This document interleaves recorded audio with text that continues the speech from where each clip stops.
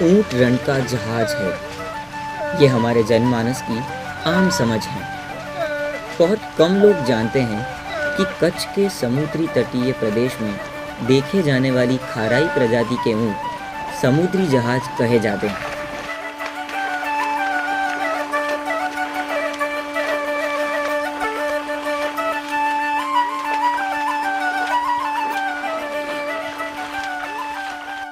खाराई उठ ई जोवा जो ई खारे में होए चेरी खे गमे एटलो ई जंगल हुए ई अचे हेडा हेते हाजरी रे दरिया में। समुद्री द्वीप में होने वाली चेर नामक वनस्पति खाराई ऊंट का मुख्य चारा है। इसीलिए रबारी और जट समुदाय ने समुद्री पर्यावास को अपनी आजीविका का हिस्सा बनाया है।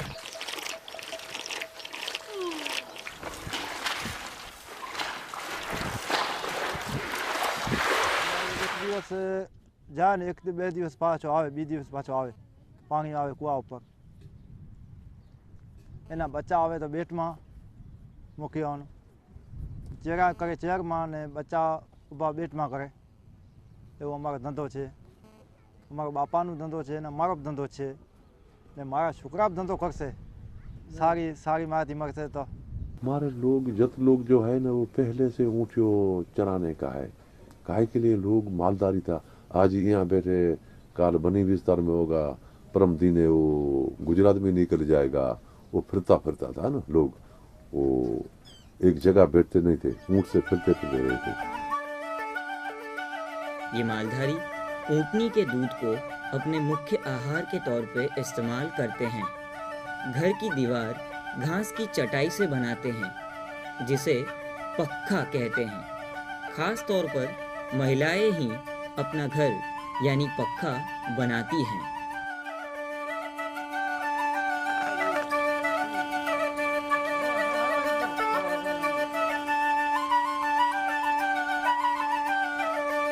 ये ऊंट की सबसे बड़ी जो खासियत है वो ये है कि ये ड्यूअल इकोसिस्टम में सर्वाइव करता है। इसको इको टनल स्पीसीज बोला जाता है।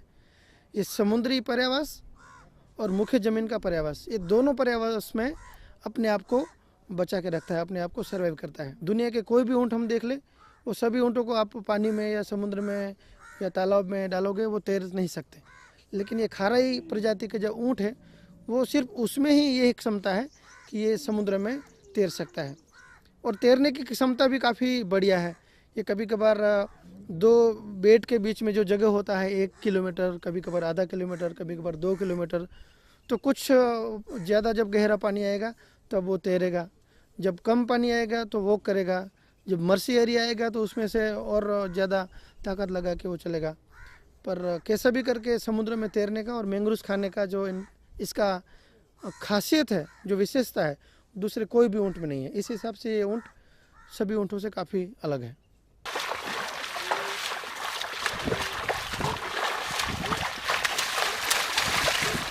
कच्छ की बात करें तो खाराई कैमल जो कच्छ का कोस्टल बेल्ट है, जैसे कि लखपत है ये एरिया, और अबड़ासा है ये एरिया, और मुंद्रा यहाँ पे, और फिर भचाऊ, ये जो पूरा कोस्टल बेल्ट है ये 4 तालुका का, वहीं पे मेजॉरिटी पाए जाते हैं। और यहाँ पे मैंग्रोव्स ज़्यादा होते हैं, इसलिए वो उनका बेसिक फीड जो फोडर और फीड जो कहें वो मैंग्रोव्स है, इसलिए वो इसी कोस्टल बेल्ट में ही पाए जाते हैं।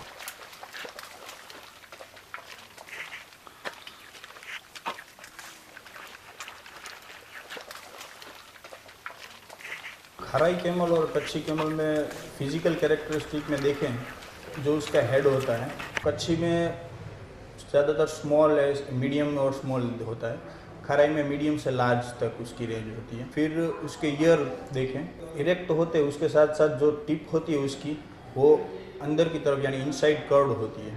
खाराई कैमल कच्छी से छोटा होता है, यानी उसकी मीडियम बॉडी साइज होती है, और कच्छी कैमल की लार्ज होती है। और जो चेस्ट पैड होता है वो खाराई कैमल का कच्छी से शॉर्ट और स्मॉल होता है। जब वो वॉक करता है तो उसको जो एल्बो जॉइंट होता है उसका कम से कम टच में आएगा, और उसको वॉक के लिए इजीली वॉक करेगा, और कोई भी ड्राफ्ट पर्पस के लिए भी अच्छी तरह यूज़ हो सकता है।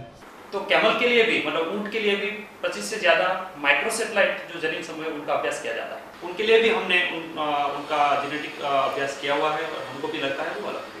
कोस्टल इकोसिस्टम में सर्वाइव होने वाली ये खाराई वेराइटीज जो है वो अभी तक रजिस्टर नहीं हुई है, लेकिन जब से गुजरात गवर्नमेंट के ध्यान में ये बाबत आई तब से जो उसको रजिस्ट्रेशन की जो नियत लेड डाउन प्रोसीजर्स हैं तो उसका सब रिकॉर्ड्स हमें पहले करना पड़ता है। 2 साल से कच्छ ऊंट उछेरक मालधारी संगठन गवर्नमेंट की सहाय से जो फॉर्म किया है उसकी और सहजीवन ट्रस्ट जो एनजीओ काम कर रहा है उसकी मदद से ये सब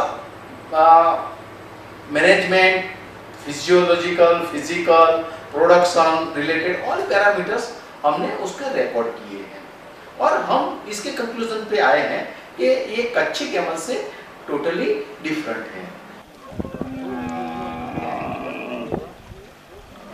लोग सोचते हैं कैमल के साथ डेजर्ट को लिंक करते हैं, but this is the only camel which is linked with the sea also. Last 6 years around 62 breeds all over the world is disappeared.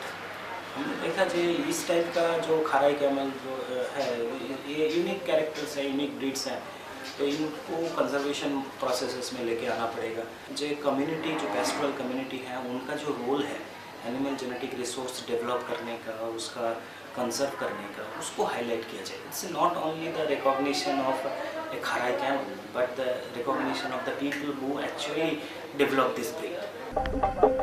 हर बार फिल्डरों देखो सऊदी अरब टाइप में रहे तो दोस्त अब्दुल फत्ताह चले जो अली होसाने जो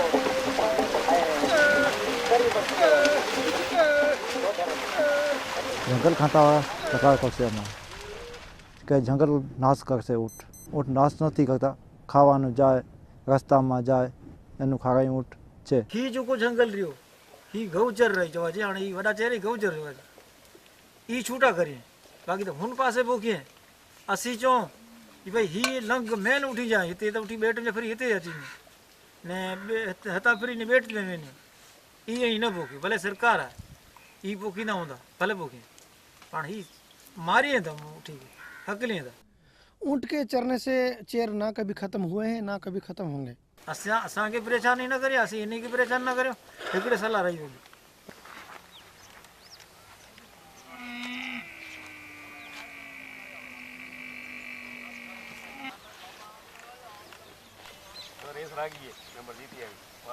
लखपत या नलिया अबड़ा से जो ब्लॉक कहा जाता है वहाँ पे काफ़ी सारे सीमेंट फैक्ट्री लगी है, काफ़ी सारे पावर प्लांट लगे हैं। तो जहाँ पे भी पावर प्लांट लगते हैं या सीमेंट की फैक्ट्री लगती है तो सीमेंट को एक्सपोर्ट करने के लिए जेटी लगाना पड़ता है और जहाँ पे भी जेटी लगेगी वहाँ पे जितने सारे समुद्री चेर आएंगे उसको काट दिया जाएगा। तो चेर को काटने से क्या होता है कि उसका चराई बिल्कुल कम हो जाता है, बिल्कुल ख़त्म हो जाता है। चरी नहीं मरसे ने मठी में એને કઈ મરશે ને તો મરી જાય, કઈ કે મરી ગયા છે ચરી में निकली जाए तो मरी जाए। पहली जरूरत ये है कि खाराई को हम अलग औलाद है या तो नस्ल है तो उनको पहचानें और सरकार में उनकी रजूआत करें और उनको एक अलग ब्रीड की मान्यता दिया जाए। एक बार मान्यता हो जाने के बाद फिर उनके सरकार की ओर से और जितने भी एनजीओ है उनकी ओर से या तो केंद्र सरकार की ओर से कुछ योजनाएं लाया जाए और उनको बचाव के लिए उपाय किया जाए।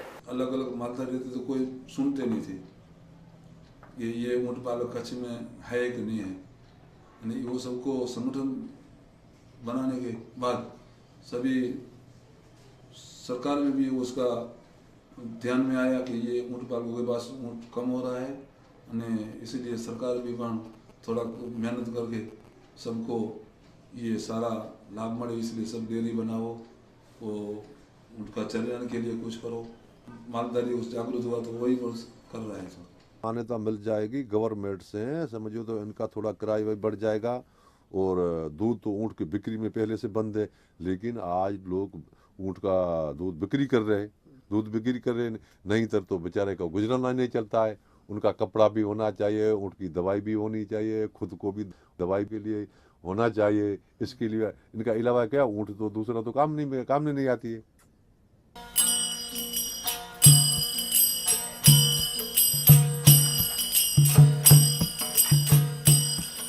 जितना महत्व चेयर का है उतना ही महत्व ऊँट का है। ऊँट को भी बचाना जरूरी है, चेयर को भी बचाना जरूरी है। तो कोई सही रास्ता निकलना चाहिए, कोई तरीका निकलना चाहिए। मुझे लगता है कि अगर खाराई कैमल का रिकॉग्निशन होता है तो मैंग्रोव्स को प्रोटेक्शन करने के लिए और अच्छे से काम हो पाएगा। आज कच्छ में सिर्फ 2000 खाराई ऊँट ही बचे हैं और उनकी तादाद दिन ब दिन घटती जा रही है। खाराई ऊँट और मैंग्रोव दोनों के संरक्षण व सुरक्षा के लिए सरकार को अन्य संस्थाओं के साथ आगे आना चाहिए और ये तभी हो सकता है जब इस नस्ल को महत्व दिया जाए तथा उनको पंजीकृत किया जाए।